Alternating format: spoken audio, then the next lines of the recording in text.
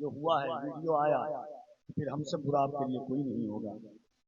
YouTube channel آپ چلاتے ہیں، آپ جانتے ہوں گے کہ ہماری ڈائریکٹ آواز کو آپ کاپی کر رہے ہیں، اس پر کتنا بڑا الزام ہے۔ تو اس کا خیال رکھیے گا۔ آپ دنیا میں اگر لوگوں کی عزت بچائیے گا، قیامت میں اللہ حضور آپ کی عزت کو بچائے گا۔ یہ ان کا جلسہ نہیں ہے کمیٹی والے کا، گاؤں والوں کا، یہ حضور کا جلسہ ہے۔ اسی لیے اس کا خیال رکھیے گا۔ تماشا آپ کو منانا ہے، جو 4 ویو کے لیے منہ بنا کر کے ڈال دیتے ہیں آپ، اس سے کوئی فائدہ ہونے والا نہیں ہے۔ تقریر سنیے محبتوں کے ساتھ، پورا مجمع دل لگا کر کے شیر ہندوستان کا استقبال کیجیے، دونوں ہاتھوں کو اٹھا کر محبت کے ساتھ اٹھائیں، محبت سے دونوں ہاتھوں کو۔ اللہ سلامت رکھے آپ کو، اور رات کے اس پہر میں اللہ اس ہاتھ نبی کے نام کی برکت سے اللہ آپ سب کو، ہم سب کو مدینہ کی زیارت نصیب عطا فرمائے۔ تو محبت سے نعرہ تکبیر، نعرہ رسالت، نعرہ رسالت، مسلک اعلی حضرت، مذہب اسلام، پیغمبر اسلام، ان اشعار کے ساتھ کہ تو زندگی میں کبھی شاد ہو نہیں سکتا، تو زندگی میں کبھی شاد ہو نہیں سکتا، خدا کے قہر سے آزاد ہو نہیں سکتا، جو میرے رسول کی گستاخی جو بھی کرتا ہے وہ اپنے باپ کی اولاد ہو نہیں سکتا۔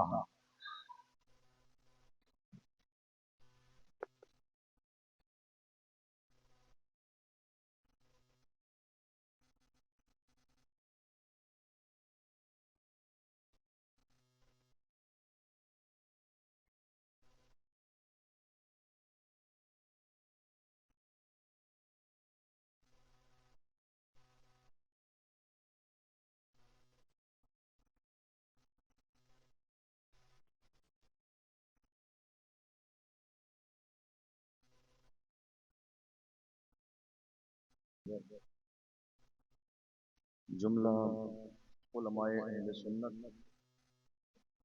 سامعین حضرات، السلام علیکم ورحمۃ اللہ وبرکاتہ۔ الحمد للہ رب العالمین، والصلاة والسلام على سید الانبیاء والمرسلین وعلى آلہ واصحابہ اجمعین، اما بعد، فأعوذ بالله من الشيطان الرجيم، بسم الله الرحمن الرحيم۔ قال الله تبارك وتعالى في القرآن العظيم: إن الله لا يغير ما بقوم حتى يغيروا ما بأنفسهم، صدق الله العظيم وصدق رسوله النبي الأمين المكين المبين الكريم، ونحن على ذلك لمن الشاهدين والشاكرين والذاكرين، والحمد لله رب العالمين۔ آئیے ہم اور آپ نہایت عقیدت اور احترام کے ساتھ اپنے اور ساری کائنات کے آقا و مولا اللہ کے محبوب حضرت محمد مصطفیٰ صلی اللہ علیہ وسلم کی بارگاہ مقدسہ میں درود کا نذرانہ پیش کریں اور پڑھیں بآواز بلند: اللہم صلی علی سیدنا و مولانا محمد معدن الجود والکرم وآلہ وبارک وسلم، صلاة و سلاما علیک یا رسول اللہ، صلاة و سلاما علیک یا حبیب اللہ صلی اللہ تعالی علیہ وسلم۔ اللہ کا بے پناہ احسان کہ اس نے ہمیں اور آپ سب کو آج کی اس عظیم الشان اصلاح معاشرہ کانفرنس میں شرکت کی توفیق نصیب فرمائی۔ اللہ کی بارگاہ میں دعا ہے پروردگار عالم ہماری اس عظیم الشان محفل کو اپنی بارگاہ میں قبول فرمائے۔ قابل مبارکباد ہیں یہاں کے تمام علماء اہل سنت اور ہماری قوم کے نوجوان جنہوں نے پورے سال مسلسل اس محفل کو سجانے میں کوششیں، محنتیں اور تعاون پیش کیا۔ اللہ ان کی اس عظیم کاوش کو اپنی بارگاہ میں قبول فرمائے۔ الحمدللہ بڑا عظیم الشان پروگرام ہے آپ کا، اور رات کے اس حصے میں بھی نہایت شوق اور ذوق کے ساتھ آپ سن رہے ہیں۔ ابھی ہمارے بھائی ماشاءاللہ بڑی خوبصورت نعت خوانی فرما رہے تھے اور بہت اچھا لگ بھی رہا تھا، چونکہ ہمارے اس منبر کے تمام علماء محبتوں سے نواز رہے تھے اور آپ بھی سن رہے تھے اور محبتوں سے نواز رہے تھے، تو بڑا خوبصورت ماحول تھا اور تبھی اچھا لگتا ہے جب کہ دونوں طرف سے اس طرح کا ایک کنیکشن ہو۔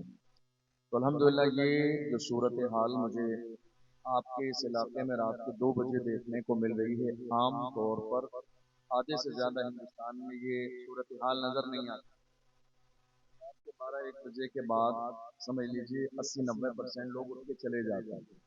تو یہ کبھی کہیں ہوتا ہے ایسا کہ رات کے اس حصے میں مطلب اتنے بہت سارے لوگ اور اتنے ذوق اور شوق کے ساتھ پروگرام سن رہے ہوں۔ میں مبارکباد پیش کرتا ہوں آپ کے اس کامیاب پروگرام کرنے پر، آپ کے اس ممبر پر بیٹھے آپ کے علاقے کے تمام ذمہ دار علماء، حفاظ، ائمہ کی کوشش، محنت اور ان کے حسن اخلاق پر، جنہوں نے اس عظیم الشان محفل کو کامیاب بنانے کے لیے بھرپور کوششیں کی۔ اللہ آپ کی کوششوں کو کامیاب فرمائے۔ آپ سب جاگ رہے ہیں؟ جاگ رہے ہیں آپ؟ ہاتھ اٹھائیے، کتنے لوگ سو رہے ہیں آپ کے درمیان؟ الحمدللہ سب جاگ رہے ہیں اور بہت اچھے سے جاگ رہے ہیں، اور جاگنا ہی وقت کی ضرورت ہے۔ جاگنا ہی وقت کی ضرورت ہے۔ دنیا یہی چاہتی ہے کہ ہم سو جائیں، ہمیں سلانے ہی کی کوشش کی جا رہی ہے، ہمیں میٹھی نیند سلایا جا رہا ہے، ہماری آواز دبائی جا رہی ہے، ہمارے جملے دبائے جا رہے ہیں، ہمارا پیغام جہاں تک پہنچنا چاہیے وہاں تک پیغام پہنچنے نہیں دیا جا رہا۔ دنیا یہ کوشش کر رہی ہے کلمہ پڑھنے والے غافل ہو جائیں، سو جائیں۔ وقت کی ضرورت کیا ہے؟ یہ خاموش مزاجی تمہیں جینے نہیں دے گی، اس دور میں جینا ہے تو کوہرام مچا۔ یہ وقت کی ضرورت ہے، جاگنا، اور اللہ کا احسان ہے کہ آپ جاگ رہے ہیں۔ اور جو قوم اس انداز میں جاگتی رہتی ہے، مجھے یقین ہے کہ جاگنے والی قوم کے ساتھ کبھی برا نہیں ہوتا۔ اللہ کرے ہماری قوم کے جوانوں کے سینے کے اندر وہی صلاح الدین ایوبی کا جوش اور جذبہ پیدا ہو جائے، اور انہیں یہ احساس ہو جائے کہ ہماری جوانی کا مقصد کیا ہے۔ جس دن قوم کے جوانوں کو یہ احساس ہو جائے گا کہ جوانی کا مقصد کیا ہے، انشاءاللہ قوم مسلم کی کامیابی کا وہ پہلا دن ہوگا۔ آپ کے اس پروگرام کا عنوان اصلاح معاشرہ کانفرنس ہے۔ مجھے اس بات کا بھرپور خیال رکھنا ہے، لیکن ایک ضروری بات یہ بھی ہے کہ آج پورے ملک ہندوستان میں ہماری اور آپ کی جو صورتحال بنی ہوئی ہے، سوشل میڈیا کا دور ہے، وہ بھی ہماری اور آپ کی نظر سے پوشیدہ نہیں ہے، اور ان سارے برے حالات کا ذمہ دار کون ہے؟ اگر آپ یہ سوال کریں گے تو جواب یہی ہوگا کہ ان برے حالات کے ذمہ دار بھی ہم ہی ہیں۔ ہمیں جب بولنا چاہیے تھا تو ہم خاموش تھے، اور ہمیں جب خاموش رہنا چاہیے تھا تو ہم بول رہے تھے۔ تو ہم نے جب سے یہ سسٹم الٹا کر دیا ہے، حالات اس ملک میں بد سے بدتر ہوتے چلے جا رہے ہیں۔ آپ کو معلوم ہے ہمارے یہاں آج سب سے نقصان دہ چیز کیا ہے؟ جس نے قوم کا جنازہ نکال دیا، وہ ہے اختلاف، اختلاف، اختلاف۔ سمجھ رہے ہیں آپ؟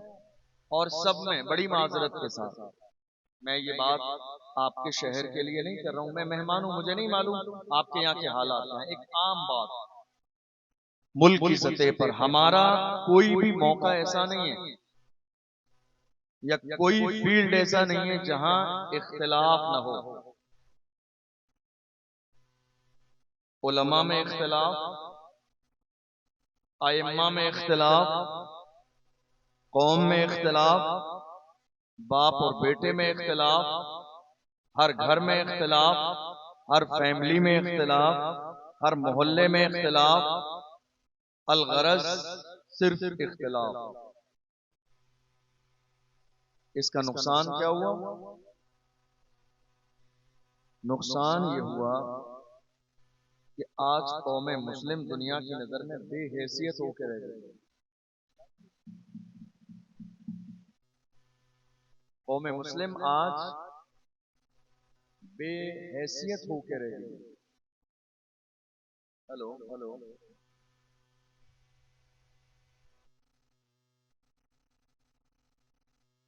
اور جس زمانے میں کلمہ پڑھنے والے لوگ متحد تھے، جس زمانے میں ایمان والے ایک تھے، اس زمانے کا حال بہت الگ تھا.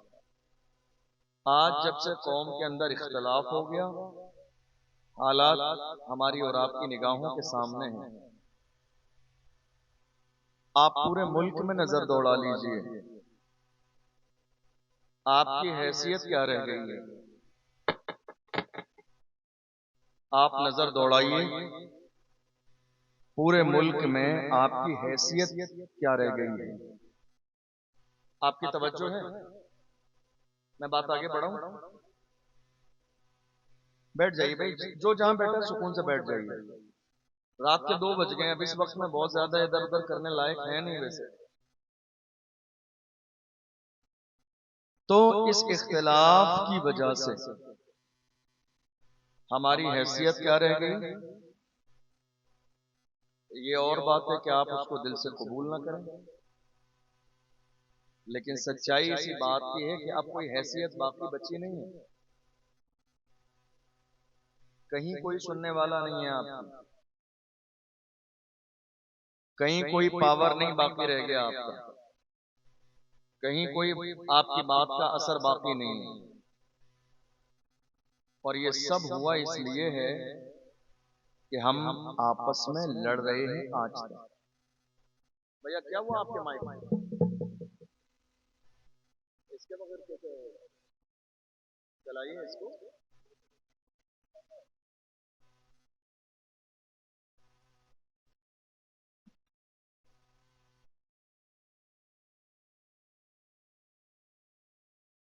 پلان کر کے رکھا تھا آپ نے اس ٹائم مائک خراب کرنے کا.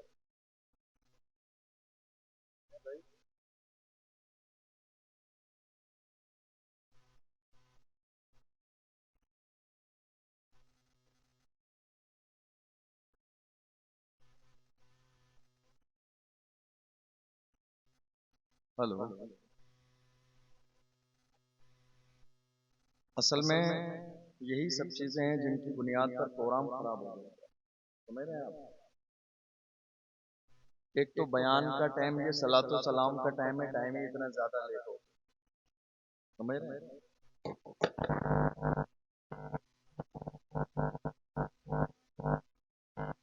یہ ایسا وقت ہوتا ہے جب کہ سننا اور سنانا دونوں بہت مشکل ہے. انسان کی ایک فطرت، ہماری آپ کی فطرت ہے کم سے کم 12-1 بجے کے بعد آرام. تو اس وقت میں جو لوگ یہاں بیٹھے ہوئے سن رہے ہیں تو لامحالہ کہ ان کا کہہ لیجئے کہ بڑا احسان ہے کہ وہ کم سے کم کچھ سننے کی کوشش کر رہے ہیں. اب اس وقت میں اتنی گنجائش نہیں ہے کہ مائک سنبھالی جائے اور لائٹ سنبھالی جائے، ساری چیزیں کے لیے.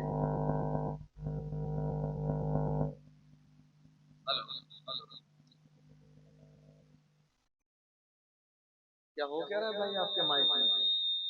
کیا ہو رہا ہے بتائیے. بار بار ایسا کریں گے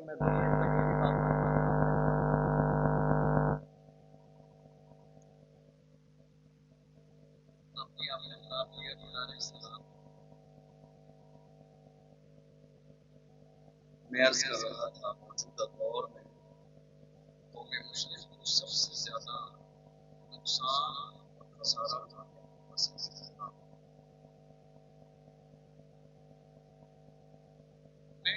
بڑا حیران ہوا کہ جب آپ کا مشن بھی دین کا کام ہے، میرا مشن بھی دین کا کام ہے، इनका मिशन से दीन का काम है, इनका मिशन से दीन का काम है, तो ये इख्तिलाफ है किस वजह से?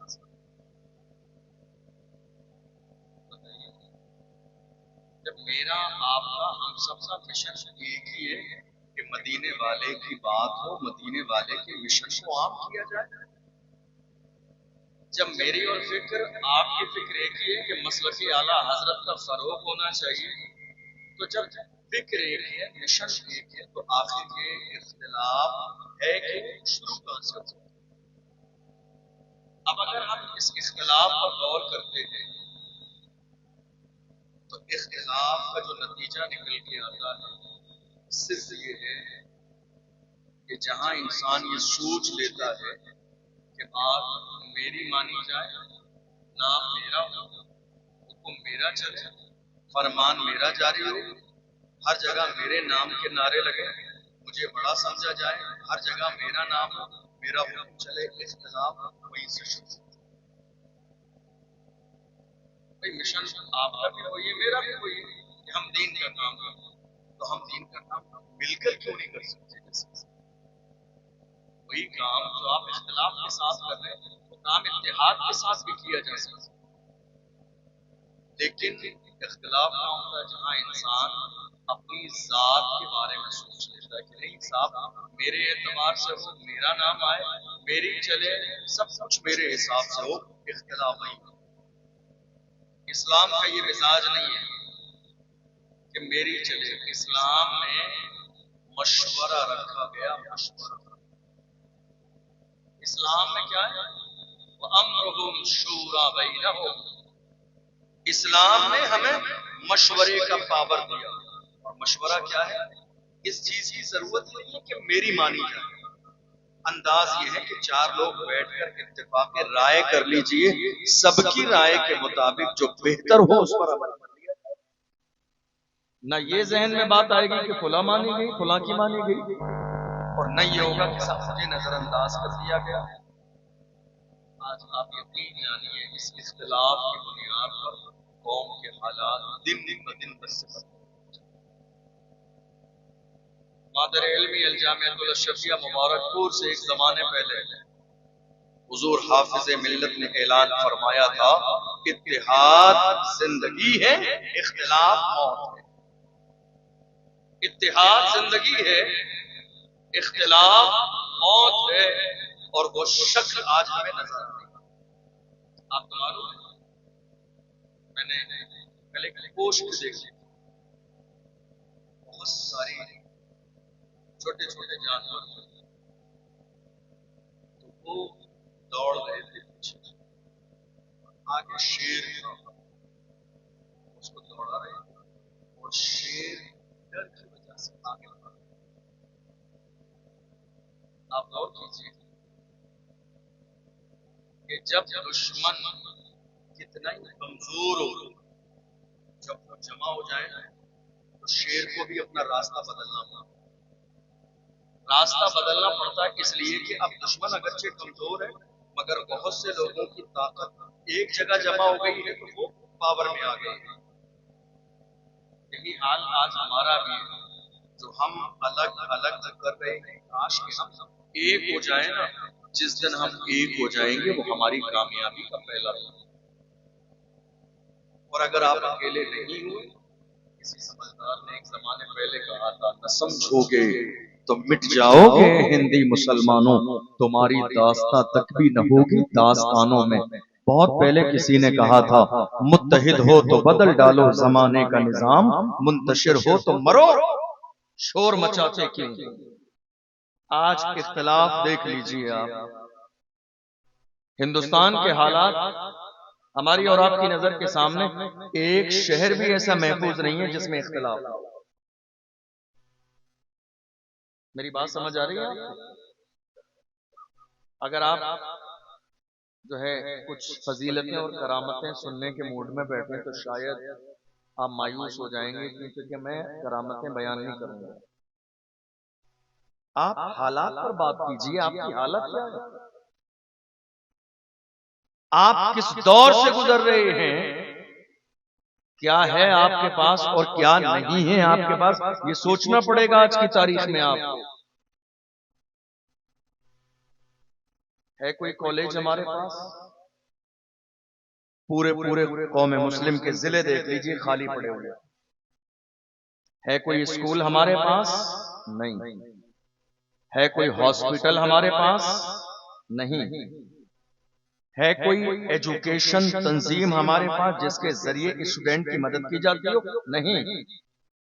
افسوس، جس قوم کے لیے ڈاکٹر اقبال نے کہا تھا، جس قوم کے جوانوں کے معیار کو بتایا تھا، اس قوم کے جوانوں کا معیار یہ تھا، ٹل نہ سکتے تھے اگر جنگ میں اڑ جاتے تھے، پاؤں شیروں کے بھی میدان سے اکھڑ جاتے تھے، تجھ سے سرکش ہوا کوئی تو بگڑ جاتے تھے، تیر کیا چیز ہے ہم توپ سے لڑ جاتے تھے، شان آنکھوں میں نجستی تھی جہاں داروں کی، کلمہ پڑھتے تھے ہم چھاؤں میں تلواروں کی، ہم جو جیتے تھے تو جنگوں کی مصیبت کے لیے اور مرتے تھے تیرے نام کی عظمت کے لیے، دشت تو دشت ہیں دریا بھی نہ چھوڑے ہم نے، بحر ظلمات میں دوڑا دیے گھوڑے۔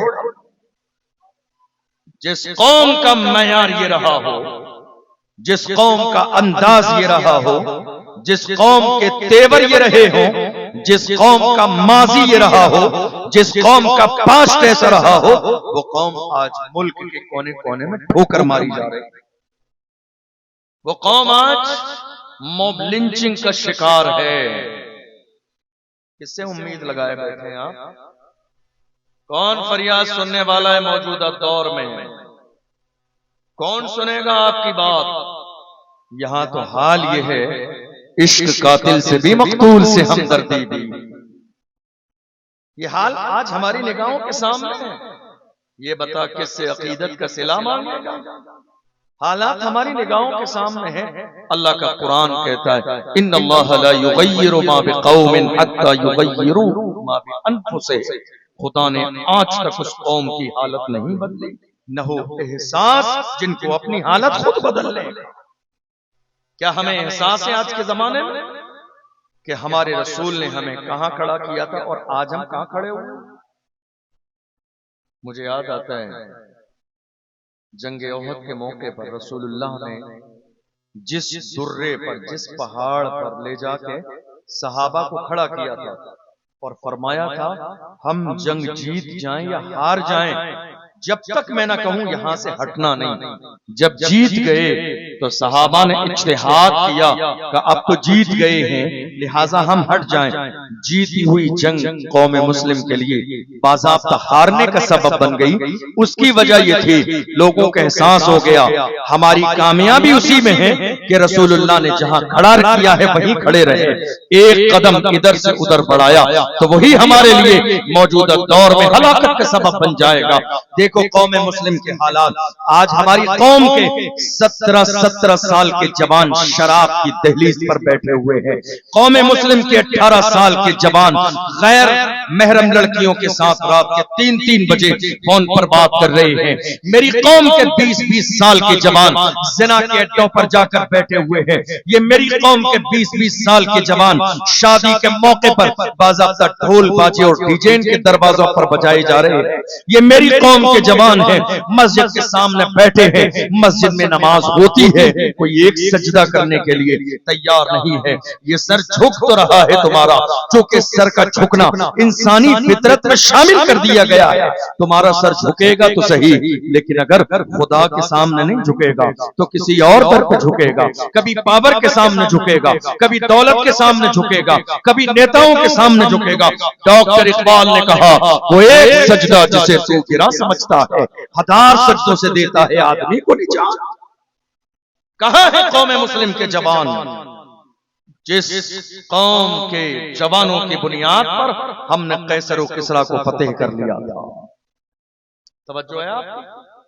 کہاں ہے وہ جوان جس کی بنیاد پر ہم نے قسطنطنیہ میں جا کے اسلام کا جھنڈا لہرایا تھا؟ کہاں ہے وہ جوان جن کے پاور، جن کے بازو کی طاقت کی بنیاد پر ہم نے اسلام کے عیسائیوں کے صحراؤں میں جا کے اسلام کا جھنڈا لہرایا، ایران کی سرزمین پر ہم نے لا الہ الا اللہ کی صدائیں دی؟ کہاں ہے میری قوم کے وہ غیرت مند جوان جن کے بازو کی طاقت کی بنیاد پر ہم نے اسپین کی سرزمین پر 800 سال حکومت کی؟ کہاں ہے میری قوم کے وہ جوان جن کے بازو کی طاقت کی بنیاد پر ہم جدھر گزر جاتے تھے ہمارے کردار کو دیکھ کر لوگ کلمہ پڑھ کے مسلمان ہو جاتے تھے؟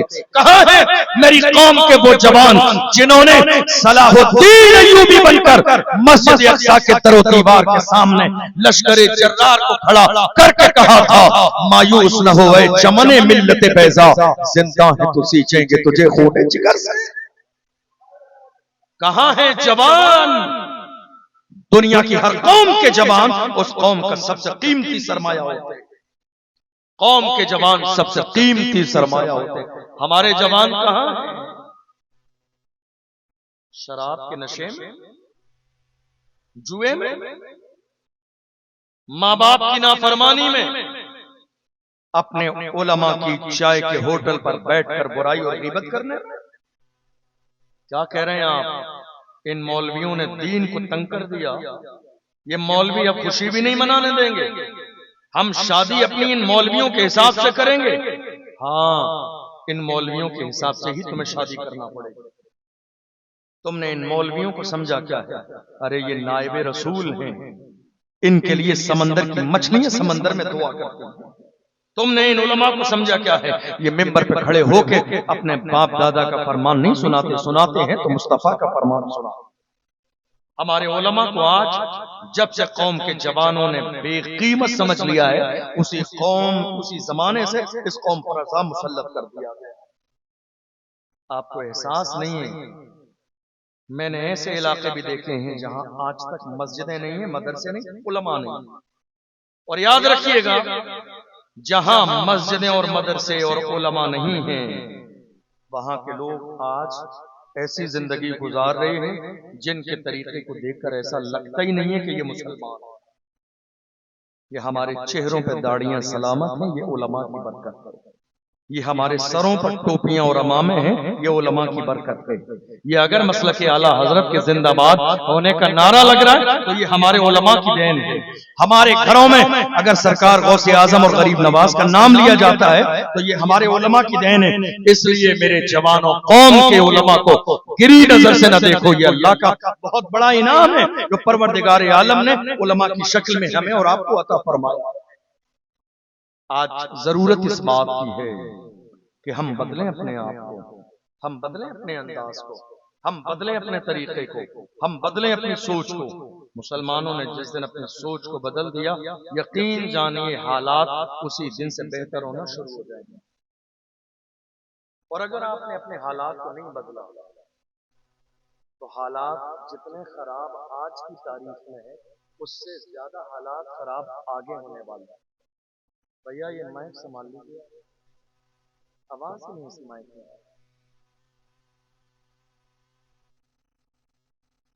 تو جتنے برے حالات آج کے زمانے میں ہیں، حالات اس سے زیادہ برے اور ہو سکتے ہیں اگر ہم نہیں سمجھے، ہم نے احساس نہیں کیا۔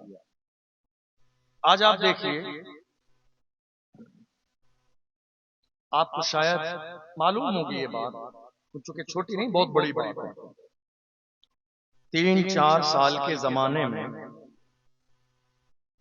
ہماری کئی لاکھ بیٹیاں مرتد ہو گئیں۔ مرتد کا مطلب سمجھتے ہیں؟ جنہوں نے اسلام چھوڑ دیا، دوسرا دھرم قبول کر لیا۔ ہم نے کیا کیا ان کے لیے؟ کوئی پلاننگ کی؟ نہیں۔ کوئی تیاری کی؟ نہیں۔ ہم بس بیٹھے دور سے تماشائی بنے، تماشا دیکھ رہے ہیں سوشل میڈیا پر، ہم نے پوسٹ پڑھی اور آگے بڑھا دیا۔ کیا یہی ہمارے ایمان کا تقاضا ہے کہ ہماری بیٹی مرتد ہو جائے، کسی غیر کے گھر جا کر بیٹھ جائے؟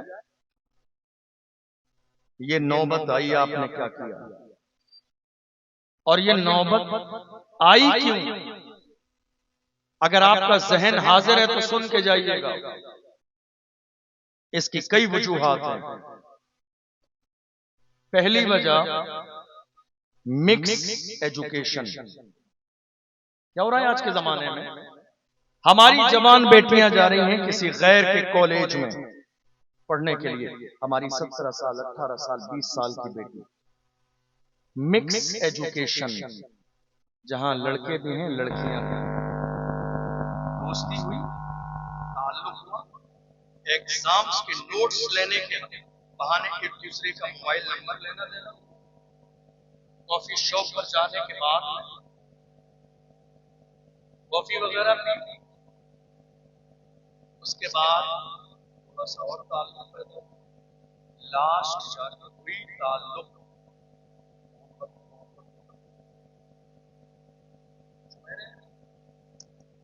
یہ محض اتفاق نہیں ہے. کیا کام ہے؟ آپ کو بات آ رہی ہے؟ بات تو آگے بتائیے. آپ کو بات آ رہی ہے؟ میری بات سمجھ آ رہی ہے؟ سمجھ آ رہی ہے میری بات؟ میں زیادہ تیز تو نہیں کروں گا. سمجھ آ رہی ہے میری بات؟ جو لڑکے نے لڑکی پر محبت کا جال ہونے کا اتفاق کر، ہندوستان کی سرزمین پر باضابطہ اسلام اور مسلمانوں کے خلاف کئی ہزار جوانوں کی تنظیمیں بنا دی گئی ہے، کئی ہزار لڑکوں کی ٹیم بنائی گئی ہے کہ قوم مسلم کو ذلیل اور رسوا کرنے کے لیے باضابطہ ان کی بیٹیوں کی عزت پہ حملہ کیا جائے. اور جب ان کی بیٹیوں کو ذلیل اور رسوا کر دیا جائے، انہیں کمزور کیا جائے تاکہ اسلام اور مسلمان کمزور ہو جائے. حالانکہ وہ نادان اس بات کو بھول گئے ہیں، وہ جس اسلام کو 1500 سال سے ٹارگیٹ کر رہے ہیں، اس اسلام کی شان یہ ہے فانوس بن کے جس کی حفاظت ہوا کرے وہ شمع کیا بجھے جسے روشن خدا کرے. اسلام کی فطرت میں قدرت نے لچک دی ہے، تم جتنا تباہ ہوگے اتنا ہی وہ ابھرے گا.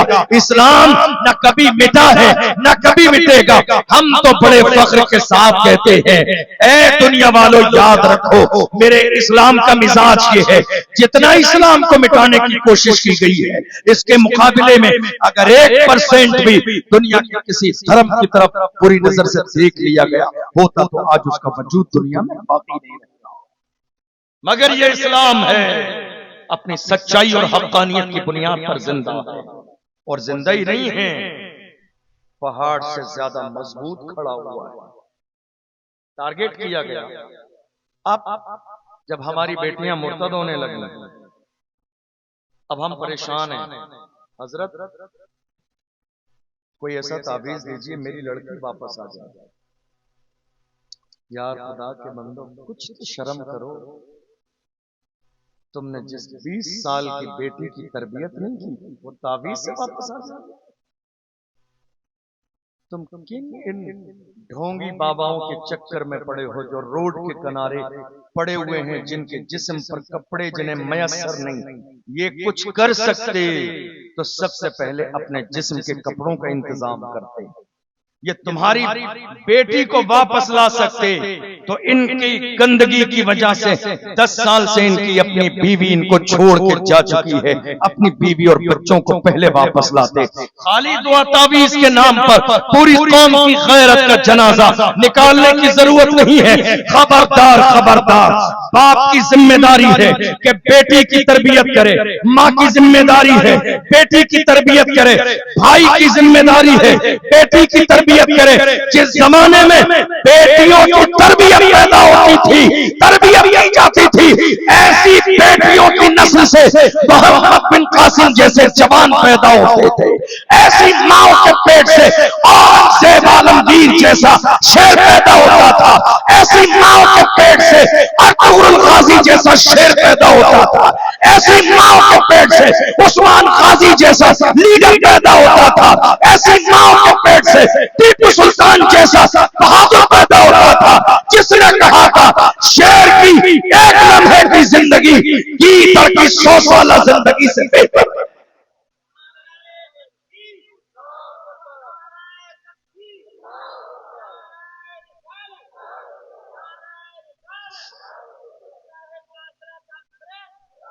نعرہ تکبیر، نعرہ رسالت.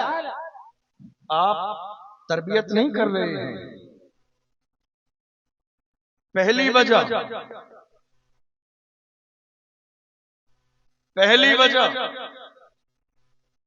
مکس ایجوکیشن، آپ کی بیٹیوں کے مرتد ہونے. دوسری وجہ شادی میں تاخیر.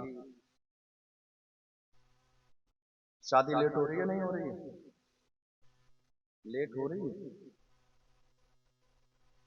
ہمارے بہت سارے لوگ جب ہمارے علماء یہ بات کرتے ہیں تو مسکرانے لگ جاتے ہیں. شادی کی بات چل رہی ہے، مسکرانے کی نہیں، رونے کی بات. کہاں ہیں آپ؟ صرف 4 برتن کے لیے شادی لیٹ کر دی آپ نے. فریج اور کولر اور اے سی کے نام پر آپ نے شادی لیٹ کر دی. ایک بیٹی سے انٹرویو لیا گیا کہ بیٹی یہ بتا اسلام میں ایسی کیا خرابی نظر آئی؟ ذرا دل کے کانوں سے سن کے جائیے گا. اے میری بیٹی یہ تو بتا، تو پیدا مسلمان کے گھر میں ہوئی، تو نے مدرسے میں جا کے قرآن پڑھا، تجھے مسجد کے امام نے دین سکھایا، پوری 20 سے 25 سال کی تیری جوانی کسی مسلمان کے گھر میں گزری. آخر ایسی کون سی نوبت آئی کہ جس سے تجھے اسلام کا باغی بنا دیا گیا؟ تو نے اسلام کیوں چھوڑا؟ تو نے قرآن کیوں چھوڑا؟ تو نے مسلمان ماں باپ کیوں چھوڑے؟ تو نے رشتہ دار کیوں چھوڑے؟ آخر دین چھوڑنے کی، مرتد ہونے کی نوبت کیسے آئی؟ سنیے اس بیٹی کا جواب سنیے.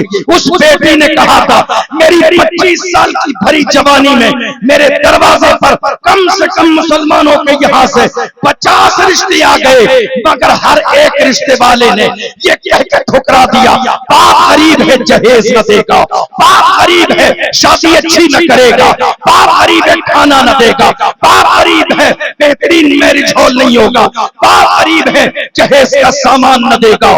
میرا بوڑھا باپ رکشا چلانے والا بستر پہ لیٹ کے پوری رات روتا رہتا تھا. میری بیٹی کا بوجھ میرے سر پر ہے، آخر کروں تو کیا کروں؟ میرا بوڑھا باپ کینسر کا مریض ہو گیا میری وجہ سے، بوڑھا باپ ڈپریشن کا شکار ہوا میری وجہ سے، میرا بوڑھا باپ شوگر کا مریض ہو گیا میری وجہ سے، میرا بوڑھا باپ پریشانی کے دور سے گزرتا ہے میری وجہ سے. آخر اس قوم نے مجھے دیا کیا ہے؟ دولت کے بغیر یہ قوم مجھے قبول کرنے کے لیے راضی نہیں ہے. آخر مجھے مسلمان بنے رہنے کا فائدہ کیا ہے؟ جتنی عقل تھی اس کے مطابق اس لڑکی نے سوچ لیا، جتنی عقل تھی اس کے مطابق فیصلہ کر لیا. کہا پھر مجھے ایک لڑکا ملا، مسلمان تو نہیں تھا مگر اس نے کہا مجھے بارات نہیں لانی ہے، مجھے کھانا نہیں چاہیے، مجھے جہیز نہیں چاہیے، مجھے کوئی سامان نہیں چاہیے، مجھے ایک جوڑی کپڑوں میں تجھ سے شادی کرنا گوارا ہے.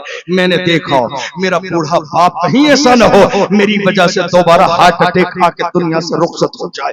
میں نے اسی لیے باپ کا گھر چھوڑ دیا تاکہ وہ ٹینشن سے فری ہو جائے.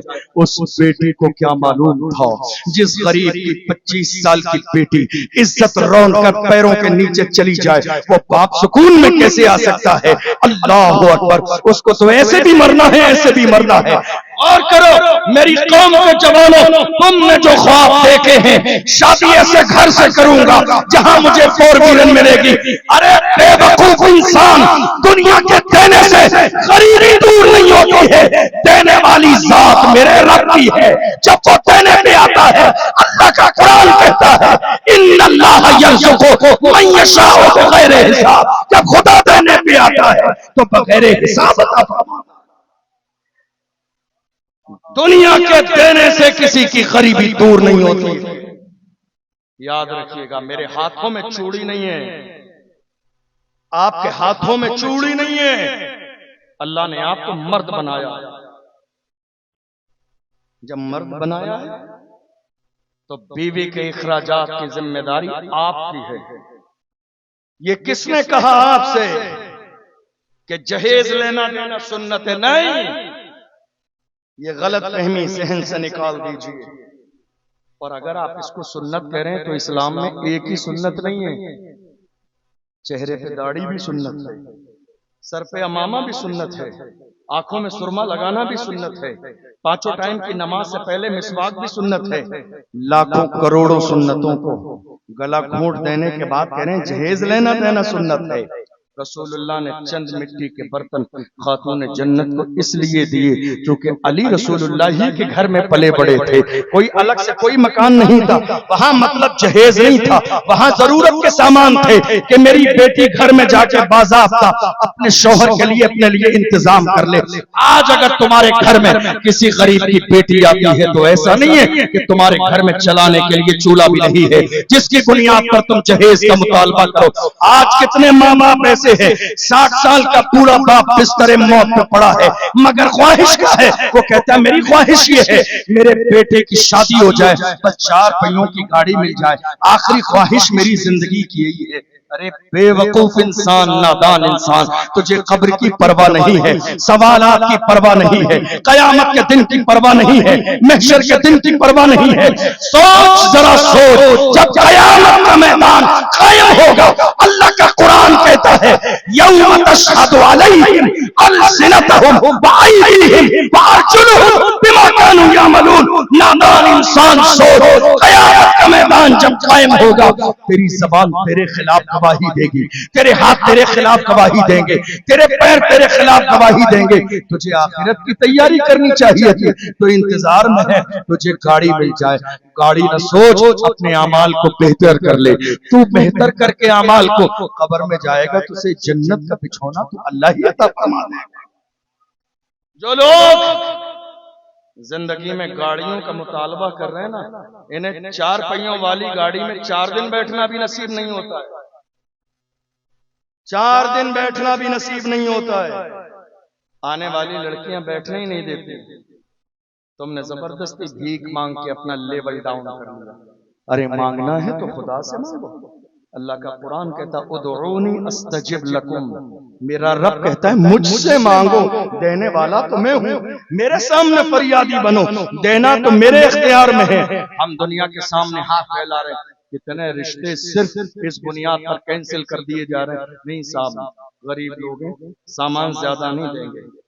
آپ کو معلوم ہے ایک صاحب نے مجھ سے کہا حضرت آپ پورے ملک میں جاتے ہیں جلسہ کرنے کے لیے، بہت سارے لوگ آپ کے تعلقات میں ہوں گے، کوئی اچھا رشتہ بتائیے۔ تھوڑے زمانے کے بعد میں ہم نے انہیں ایک رشتہ بتایا، ہم نے کہا بہت اچھا رشتہ ہے، کہا کیا ہے؟ میں نے کہا والدین تہجد گزار ہیں، سنتے رہے، لڑکی قرآن شریف پڑھی ہوئی ہے، 5 وقت کی نمازی ہے، تہجد گزار ہے، سن لیا۔ کہا یہ بتائیے کیسے؟ میں نے کہا میڈیم فیملی ہے، کھانے کمانے والے لوگ ہیں، کوئی پرانا خزانہ نہیں لگا ہوا ہے۔ کہتے ہیں حضرت کوئی اچھا رشتہ بتائیے۔ حاجی قبول نہیں، نمازی قبول نہیں، تہجد گزار قبول نہیں، لڑکی تہجد گزار ہے آج کے زمانے میں، جبکہ ہماری ماں اور بہنوں کو جمعہ تک پڑھنے کی توفیق نہیں ہے۔ ایسے زمانے میں اگر لڑکی تہجد گزار ہے تو سوچو اللہ کی کتنی بڑی نعمت ہے۔ کہتے ہیں نہیں حضرت کوئی اچھا رشتہ بتائیے۔ میں نے کہا جناب حاجی صاحب کھل کے کہیے، مالدار رشتہ بتائیے۔ اچھا تو بتا دیا میں نے، نمازی بھی ہیں، پرہیزگار بھی ہیں، دیندار بھی ہیں، تہجد گزار بھی ہیں، پھر بھی آپ کو پسند نہیں، اچھا بتائیے۔ کھل کے کہہ دیجیے کوئی مالدار رشتہ بتائیے جہاں سے دولت زیادہ ملے۔ میرے عزیزوں، میری قوم کے غیرت مند جوانوں، جب سے تم نے لڑکی والوں سے جہیز کا مجاز بنا لیا، بیٹیوں کا دیکھ لو کیا حال ہو گیا ہے۔ کتنی بیٹیوں نے خودکشی کر لی، کتنی بیٹیوں نے جسم پہ ڈیزل ڈال کے آگ لگا لی، کتنی بیٹیوں نے سمندر میں چھلانگ لگا دی، کتنی بیٹیوں نے باضابطہ لائٹ کے وائر پکڑ لیے، کتنی بیٹیوں نے خودکشی کر لی، کتنی بیٹیوں نے ہاتھوں کی نسیں کاٹ دی، صرف اس بنیاد پر کہ میرا غریب باپ میری شادی کا انتظام نہ کر سکے گا۔ کہاں ہو آپ میرے جوانوں؟ آج بھی یہ عہد لے کے جاؤ، یا رسول اللہ ہم جب تک جیئیں گے آپ کے مشن پہ جیئیں گے، دنیا سے جائیں گے تو آپ کے مشن پہ جائیں گے، دنیا سے کہیں گے لحاظ میں عشق رخ شاہ کا داغ لے کے چلے، اندھیری رات سنی تھی چراغ لے کے چلے، تیرے غلاموں کا نقش قدم ہے راہ خدا، وہ کیا بہک سکی جو یہ سراغ لے کے چلے۔ یا رسول اللہ ہمیں دنیا کی دولت نہیں چاہیے۔ میرے نبی نے فرمایا، امام غزالی فرماتے ہیں مکاشفۃ القلوب کے اندر حدیث کو کوٹ کیا، فرماتے ہیں ایک عورت کو بہترین بیوی کا مل جانا دنیا کی سب سے بڑی نعمت ہے۔ جسے بہترین بیوی مل گئی اسے دنیا کی ساری دولت مل گئی۔ آپ جانتے ہیں بہترین بیوی سے آنے والی نسلیں تیار ہوتی ہیں، آنے والا ایک سماج تیار ہوتا ہے، آنے والا ایک دور تیار ہوتا ہے۔ ہم نے کیا کیا؟ ہم نے یہ نہیں کیا ہے، ہم اسی سوچ میں ہیں جہیز ملے، مالدار آدمی ملے، اسی بنیاد پر آج ہمارے یہاں شادی میں تاخیر ہو رہی ہے۔ اور کچھ لڑکی والے بھی ایسے ہیں جن کو کوئی بھی آزاد انسان نہیں چاہیے، نوکر چاہیے سرکاری۔ کچھ ماں باپ لڑکیوں والے بھی ایسے ہیں جنہیں آزاد انسان پسند نہیں ہے، نوکری کرنے والا نوکر چاہیے۔ جب سب سرکاری نوکری نہیں ہوگی ہم اپنی بیٹی کا رشتہ نہیں دیں گے۔ ہم نے دیکھا ہے جو لڑکیوں والے زیادہ رشتے ٹھکراتے ہیں نا اپنے دروازے سے، کچھ دن کے بعد ان کے ساتھ یہ ہوتا ہے کہ ان کے دروازے پر پھر رشتے آنا بند ہو جاتے ہیں۔ آپ کو اندازہ نہیں، خدا نے آپ کی بیٹی کے لیے پیغام بھیجا، یہ بہت بڑی نعمت ہے، اسے ٹھکرائیے مت۔ اگر مناسب ہو تو لڑکی کی قسمت پہ شادی کر دیجئے۔ یہ مت کہ یہ لڑکا بہت زیادہ کماتا نہیں ہے، سرکاری نوکر نہیں ہے، میری بیٹی کو کیا کھلائے گا؟ تیری بیٹی کو لڑکا نہیں کھلائے گا، تیری بیٹی کو کھلانے والی ذات میرے رب کی ہے، رزق دینے والا میرا پروردگار ہے۔ اللہ کا قرآن کہتا ہے وَمَا مِن دَابَّةٍ فِي الْأَرْضِ إِلَّا عَلَى اللَّهِ رِزْقُهَا، زمین میں کوئی جانور بھی ایسا نہیں ہے مگر اس کے رزق کی ذمہ داری اللہ کے رحم و کرم پر ہے۔ کوئی جانور بھی ایسا نہیں ہے مگر اس کے رزق کی ذمہ داری ذمہ کرم پر ہے میرے رب کے۔ تم کہہ رہے ہو کھانا کہاں سے کھلائے گا؟ کھلانے والی ذات میرے رب کی ہے، وہی کھلانے والا ہے، وہی پلانے والا ہے، زندگی اور موت کا مالک وہی ہے۔ اس لیے فیصلہ اس بنیاد پر مت کیجئے کہ لڑکا غریب ہے، فیصلہ اس بنیاد پر کیجئے کہ لڑکا شریف ہے یا نہیں۔ آپ کو معلوم ہے آج یہ دنیا کا مزاج بن گیا، کتنی شادیاں اور رشتے ہم نے دیکھے، آپ میں سے بہت سارے لوگوں نے ایسے رشتے دیکھے ہوں گے۔ رشتہ کر دیا گیا بیٹی کا، ہم جانتے ہیں لڑکا شرابی ہے، آپ جانتے ہیں لڑکا جواری ہے، آپ نے بتایا بھی کیونکہ مالدار ہے تو لڑکیوں والے کہہ دیتے ہیں نہیں صاحب جوان بچہ ہے، جوانی کے شوق میں ہو جاتا ہے، کوئی نہیں ذمہ داری آئے گی سمجھ جائے گا۔ تمہاری نظر میں یہ مالدار کا بیٹا بگڑا ہوا نواب سمجھ جائے گا تو غریب کا بیٹا کیوں نہیں سمجھے گا؟ ہم سمجھ گئے تمہاری نظر میں انسان اور انسانیت کی قدر نہیں صرف پیسے کی قدر ہے، لیکن یاد رکھیے گا یہ دولت آنے جانے والی چیز ہے۔ سکندر ذوالقرنین نے اپنی موت سے پہلے کہا تھا میرے جنازے سے کفن سے ہاتھ کو باہر نکال دینا، پورے شہر میں چکر لگانا تاکہ لوگوں کو پتہ چل جائے دنیا کا اتنا عظیم بادشاہ دنیا سے جا رہا ہے تو خالی ہاتھ جا رہا ہے، کچھ لے کے نہیں جا رہا۔ جس دولت کے لیے ہم بے چین و بے قرار ہیں ہم نے رشتوں کو نظر انداز کر دیا۔ یاد رکھیے اللہ کا قرآن کہتا ہے کل من علیہا فان ویبقى وجہ ربک ذو الجلال والاکرام، دنیا کی ساری چیزیں مٹنے والی ہیں، فنا ہونے والی ہیں، باقی رہنے والی صرف میرے رب کی ذات ہے۔ کتنی بیٹیاں آج اسی لیے خودکشی کر کے دنیا سے چلی گئی ہیں کہ ان کے پاس انتظام اور اہتمام نہیں۔ مزاج بدلیے اپنا، اپنے والدین کو کہیے، اپنی ماں کو کہیے، فرمائش کیجئے اپنے والدین سے کہیے جب میرا رشتہ تلاش کریں تو مالدار گھر میں نہیں دیندار گھر میں تلاش کیجئے۔ یہاں علماء بیٹھے ہیں، میں آپ کو ایک حدیث سناؤں، شاید آپ کے پیروں کے نیچے سے زمین کھسک جائے۔ حضور نے فرمایا جو انسان کسی لڑکی سے دولت کی وجہ سے شادی کرے گا اللہ اسے اور زیادہ محتاج کر دے۔ حدیث ہے یہ، جو لالچ میں کسی مالدار لڑکی سے شادی کرے گا اللہ اسے اور زیادہ محتاج کر دے گا۔ اٹھا کے دیکھیے ترمذی، اٹھا کے دیکھیے ابو داؤد، اٹھا کے دیکھیے کتاب النکاح، آپ کو ایسی بہت ساری حدیثیں مل جائیں گی جہاں میرے نبی نے ہمیں اللہ کی ذات پر یقین سکھایا کہ دنیا والوں سے نہیں امید اپنے رب سے رکھو، دینے والی میرے رب کی ذات ہے۔ آپ کو معلوم ہے حضور کا فرمان کیا تھا؟ جوانوں غور سے سنو، آپ سے کہنے لگا ہوں، حضور کا فرمان تھا نکاح سستا کرو تاکہ زنا مشکل ہو جائے۔ آج کیا ہوا؟ الٹا ہو گیا، نکاح مہنگا اور زنا کیا رائے آپ کی؟ جاگ رہے ہیں آپ؟ سو رہے ہیں؟ جاگ رہے ہیں آپ؟ آج نکاح مہنگا ہے اور زنا سستا، زنا عام ہو گیا آج۔ ذمہ دار کون ہے؟ ہم اور آپ۔ میرے نبی نے فرمایا نکاح سستا کر۔ آج آپ کو معلوم ہے شادیوں کے مہنگے پن کی علامت یہاں تک ظاہر ہو گئی، شادی سے 2 دن 4 دن پہلے دروازے پر 1-1 لاکھ روپے کی ناچنے والے لوگوں کی کمپنی لائی جاتی ہے۔ کہاں ہو رہا ہے یہ؟ ہمارے یہاں قوم مسلم میں۔ اس قوم کی مالداری دیکھنی ہے تو شادی میں دیکھیے، اور غریبی دیکھنی ہے تو جمعے کی نماز میں مسجد میں دیکھیے۔ جب غلہ آپ کی نظر کے سامنے سے گزرتا ہو تو 5 لوگ خالی گزر جائیں گے، تب کوئی 10 روپے ڈالنے والا ہوگا مشکل سے۔ ایک صف میں 100 لوگ ہیں تو مشکل سے 10 لوگ 10-10 روپے ڈالنے کے لیے تیار ہوں گے۔ یہ اس قوم کی غریبی ہے، اور اس قوم کی مالداری دیکھنا ہے تو شادی پہ دیکھیے۔ ہزاروں شریعت کے خلاف کام ہماری شادیوں میں ہو رہے ہیں، احساس کسی کو بھی نہیں ہے۔ آج کتنی جگہ دیکھا گیا، ہمارے علماء نے ڈھول بجانے والے، ڈی جے بجانے والے نوجوانوں سے کہا جوان ایسا مت کر، تو محلے میں رہتا ہے، یہاں مسجد بھی ہے، مدرسہ بھی ہے، اذان بھی ہوتی ہے، نماز بھی ہوتی ہے، مدرسہ بھی ہے، قرآن کی تلاوت ہوتی ہے۔ ڈھول باجے ڈی جے بجائے گا، قرآن کی تعلیم بند ہو جائے گی۔ ڈھول باجے ڈی جے بجائے گا، اذان اور نماز میں خلل پڑے گا۔ اس نے کہا نہیں، میں اپنی شادی بھی مسجد کے امام کے حساب سے کروں گا، میری شادی میں رکاوٹ پڑنے لگے ہیں، جب دیکھو پابندیاں لگاتے رہتے ہیں۔ کہا نہیں، یہ فضول خرچی ہے بیٹا، ایسا نہ کر، اللہ کا ذکر کر لے، جوانی دینے والی میرے رب کی ذات ہے۔ بات سمجھ میں نہیں آئی؟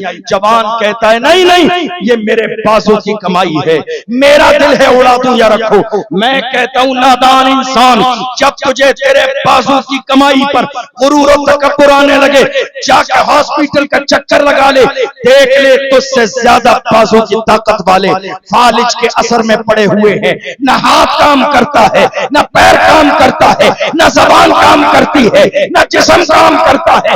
6 مہینے کا زمانہ گزر گیا، باضابطہ پیٹ میں نلی لگا دی گئی ہے، لکوڈ نلی کے ذریعے پیٹ میں پہنچایا جاتا ہے، ایک لقمہ تیرے گلے سے اترتا نہیں ہے۔ خدا نے بتا دیا، اے غرور کرنے والے، بادشاہی صرف ہماری ہے، پاور صرف ہمارا ہے، قادر صرف میری ذات ہے، تم غرور نہ کرو، صرف تمہارے بازو کی کمائی نہیں، تمہاری محنت ہے اور رب کی رحمت بھی ہے۔ جب یہ دونوں چیزیں جمع ہوتی ہیں تب جا کے بندہ زندگی میں کامیاب ہوتا ہے۔ بات سمجھ آئی آپ؟ بات سمجھ آ رہی؟ پریشان تو نہیں ہے آپ؟ میری بات سمجھ آ رہی ہے آپ؟ اپنے سینے کے اندر دھڑکتا ہوا دل پیدا کیجیے، آپ مسلمان۔ اس زمانے میں یہ بہت افسوسناک صورتحال ہے کہ ہم مسلمان دکھنا چاہتے ہیں، پریکٹیکل مسلمان بننا نہیں چاہتے۔ ہم دکھنا چاہتے ہیں، ہم نے ٹوپی لگائی تاکہ لوگ ہمیں مسلمان سمجھیں، کرتا پاجامہ پہن لیا لوگ مسلمان سمجھیں، ہم نے 11ویں شریف کی نیاز کرا دی تاکہ لوگ ہمیں مسلمان سمجھیں۔ پریکٹیکل اسلام کہاں ہے آپ کی زندگی میں؟ ذرا یہ دیکھیے، پریکٹیکل اسلام کہاں ہے آپ کی زندگی میں؟ پریکٹیکل اسلام اگر آپ کی زندگی میں ہوتا تو آج قوم کے حالات یہ نہ ہوتے۔ صلاح الدین ایوبی کا مجھے ایک جملہ یاد آتا ہے۔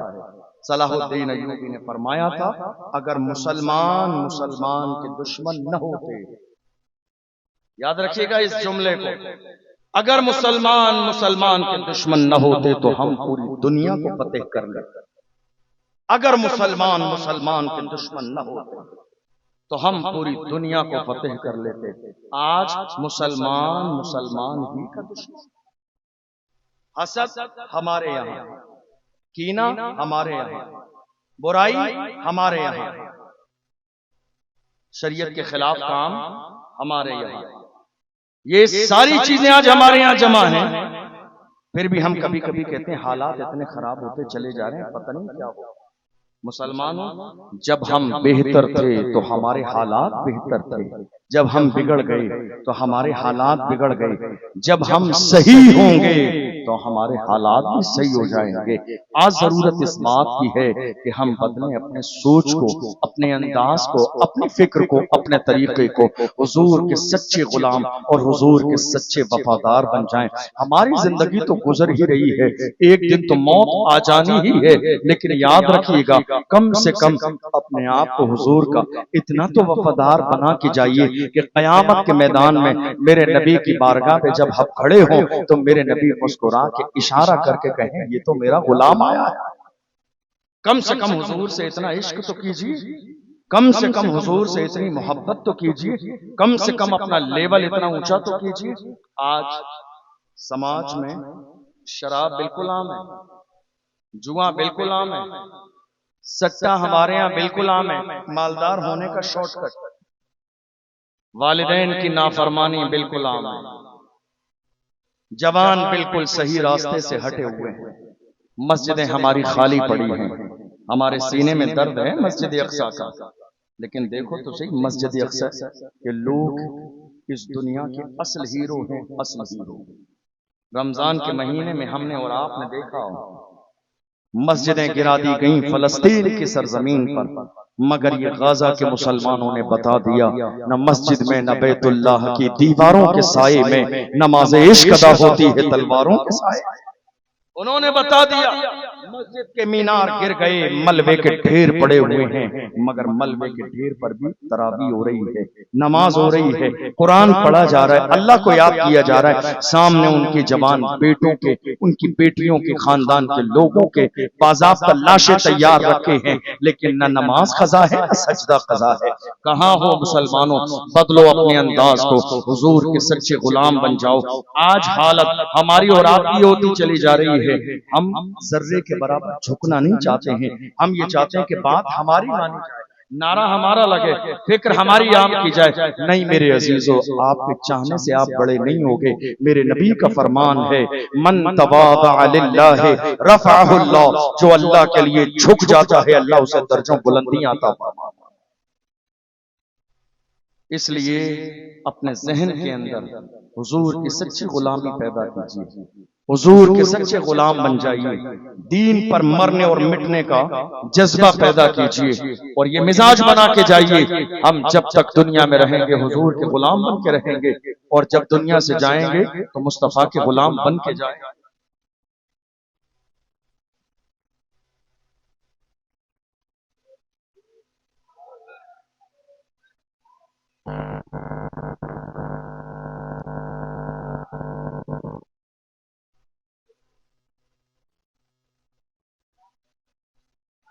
نعرہ رسالت